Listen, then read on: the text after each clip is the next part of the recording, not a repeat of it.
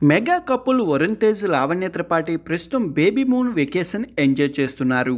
ఇటీవలే Maldive vacation వెళ్ళిన ఈ జంట నిన్న హైదరాబాద్ చేరుకున్నారు. ఎయిర్పోర్ట్లో లావణ్య బేబీ బంప్స్తో కనిపిస్తూ అందరి దృష్టిని ఆకర్షిస్తున్నారు. ఇందుకు సంబంధించిన వీడియో ప్రస్తుతం సోషల్ మీడియాలో బాగా వైరల్ అవుతుంది. ఇదిలా ఉంటే లావణ్య త్రిపాఠి కవలలకు జన్మనివ్వబోతున్నారంటూ ఒక వార్త కూడా చక్కర్లు కొడుతుంది.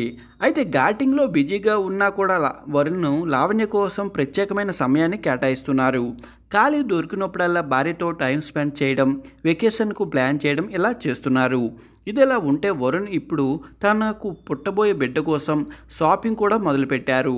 ఇటీవలే లావణ్య షేర్ చేసిన ఒక ఫోటో బేబీ బ్లాకెట్ సెలెక్ట్ చేస్తూ కనిపించారు.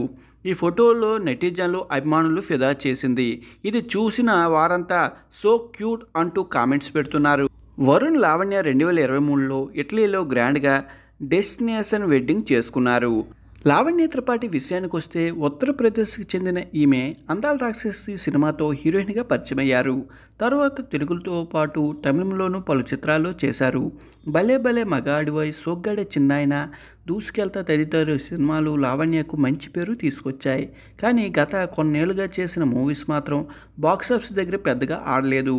ప్రస్తుతం ఈమె చేతిలో సతీ లీలావతి, టనల్ అనే సినిమాలు ఉన్నాయి. వీటి ఘాటింగ్ అయితే పూర్తి అయింది. త్వరలోనే ఇవి రిలీజ్ కూడా కావచ్చు.